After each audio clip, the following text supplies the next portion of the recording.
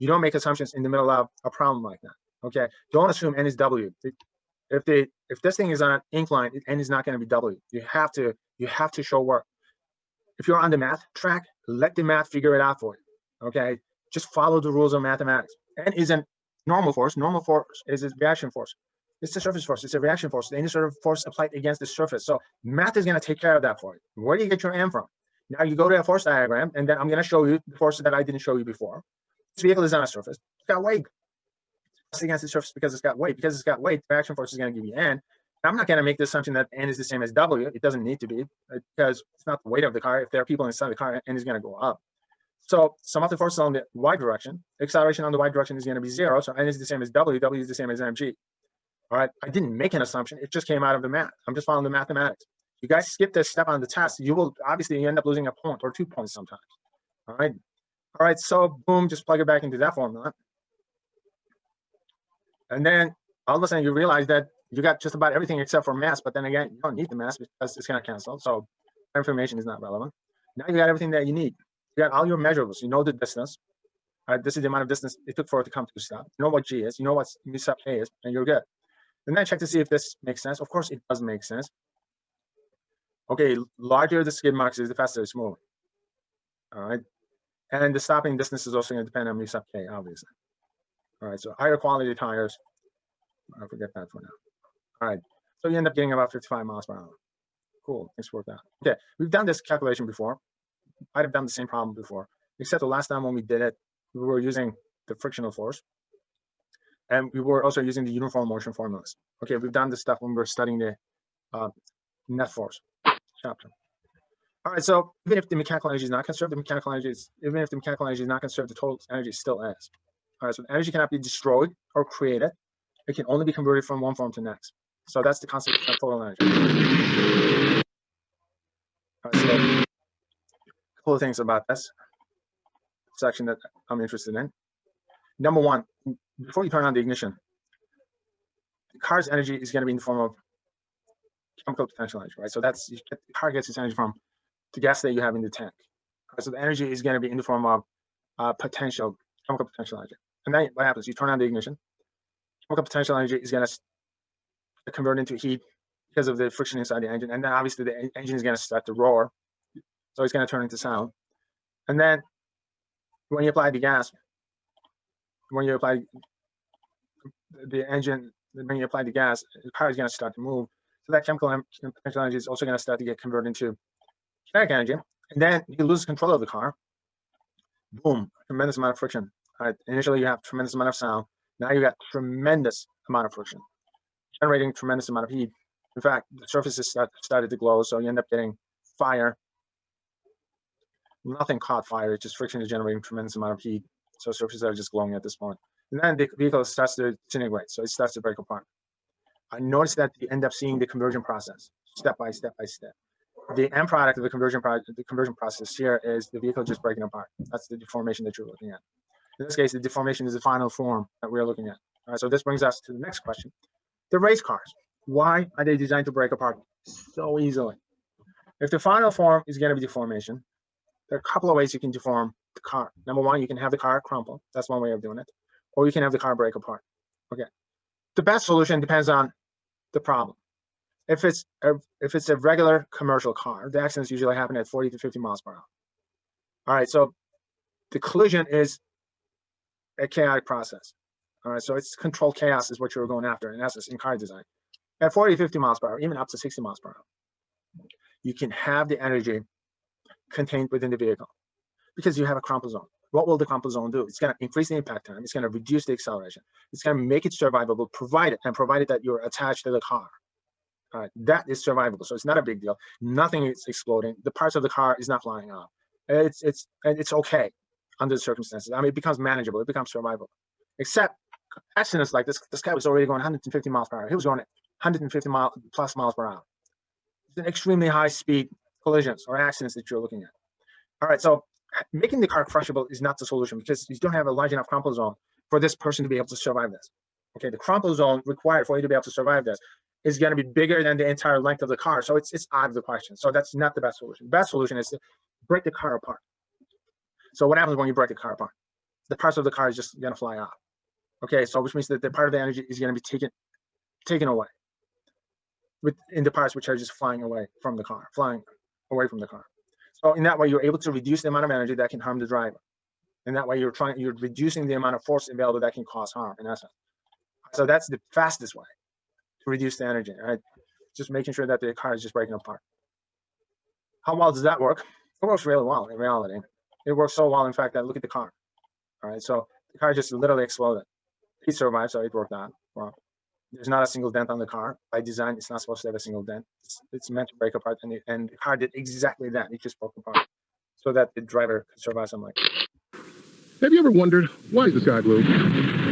And why do flesh-eating meteorites rip through our universe? This ad exposes the God's honest truth.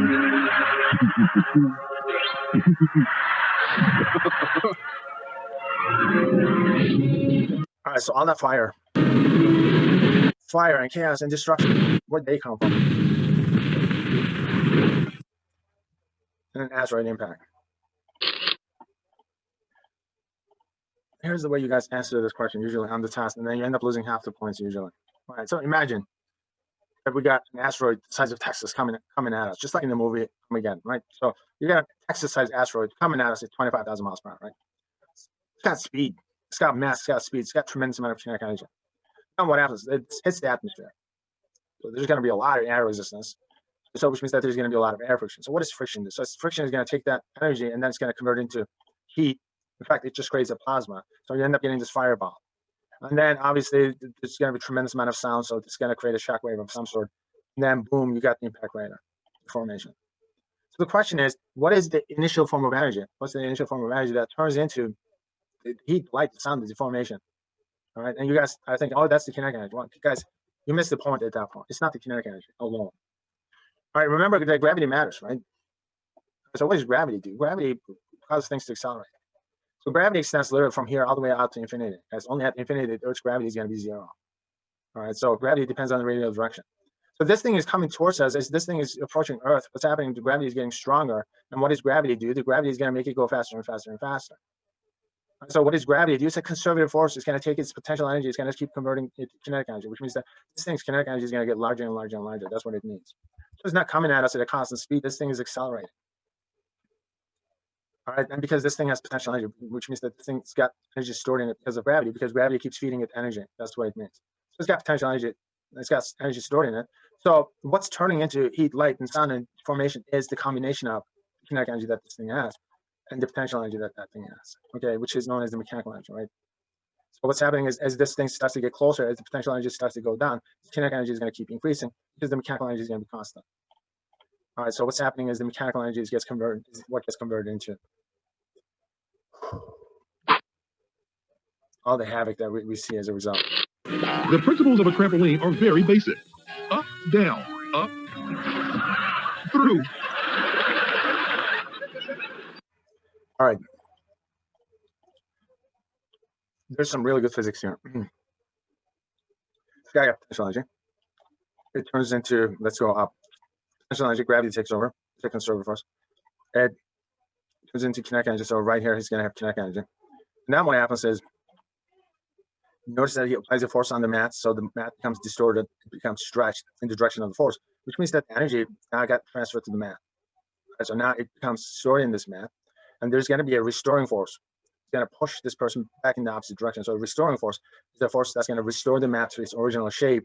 So it's going to, the restoring force is going to act in this direction, causing a displacement, so which means that the energy is going to get transferred back to him.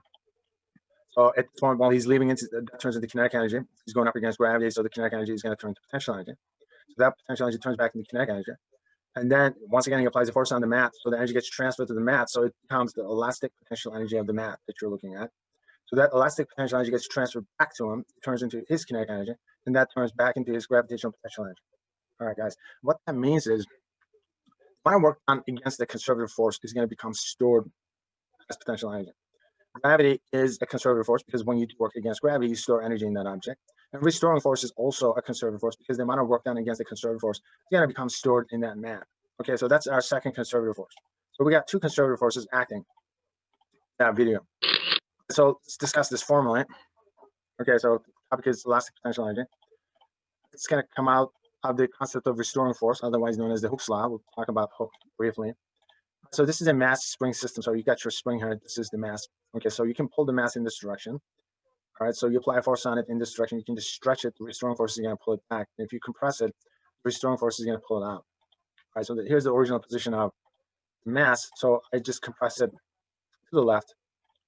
I compress it to the left. The restoring force is just going to push it out, trying to restore it back to its original position. All right, so restoring force is going to be F. It's going to depend on the amount of compression that the system goes underway. All right, so the more you compress it, the larger the restoring force is going to be. Also, the restoring force is going to depend upon the stiffness of the spring. So it's going to depend on how much you will compress it. So F is the restoring force.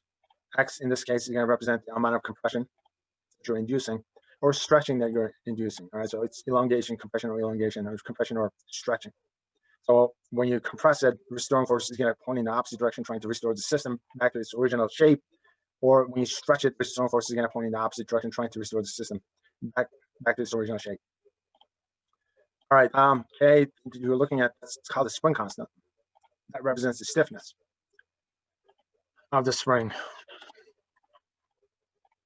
right, so notice that there's a negative sign. There's a negative sign because the force is always going to point in the opposite direction of either the compression or the stretching that you're looking at. All right, so this is known as Hooke's law because this is a law which is named after Robert Hooke. Something about Robert Hooke, he was a contemporary of Newton. It was about 20 to 30 years older than Newton. When Newton came up with his laws of motion, law of gravity, along the way he invented calculus, he was somewhat sociable at the time. He was 21, 22 years old. He used to share his opinions initially. And Hooke was the big guy. He was the big fish in science at the time. And for whatever reason, he became really jealous of Newton. And he was very critical of Newton. So Newton stopped doing science at that point, and he stopped sharing his ideas. All right. And he literally stayed away from science for like 20, 30 years until Hooke passed away. And then Halley, and then you will remember Halley because of Halley's comet. He was good friends with Newton, and then he knew that Newton came up with all these laws of motion, law of gravity, invented calculus, blah, blah, blah.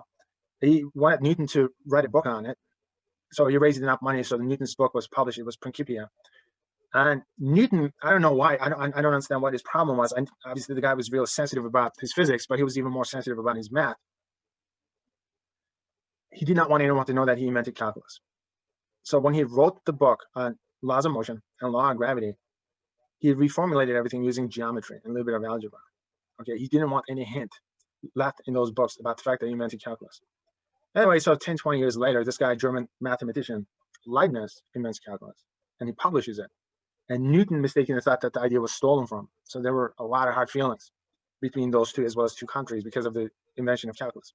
Of course, Leibniz independently invented calculus maybe about 20, 30 years after Newton did. But it was done independently, so both of them get credit for it. Leibniz's notations are the ones that you guys are using in your calc courses. And Newton's notations are the ones that we get to use in graduate school usually, because Newton's got a lot of shorthand notations, and everything comes out of that. So Hooke's law gives you the restoring force, and restoring force is a conservative force. Okay, so any work done against a conservative force is going to get stored as potential energy, basically. All right, so when you stretch a spring or a mat, you store energy in it, or when you compress it, you store energy in it. All right, so the amount of energy stored in it is known as potential energy. Some books use the letter U, some books use the letter V. Either way, so it's the same thing. It's the same thing. Because the restoring force is a conservative force, which means that it conserves mechanical energy. So when the restoring force is acting on a system, mechanical energy is going to be conserved. So here's your kinetic energy term, here's your potential energy term. All right, so which means that the mechanical energy is going to remain constant. There's a restoring force at work, which means that the mechanical energy is going to be constant. All right, so that's what it means. So restoring force is a conservative force.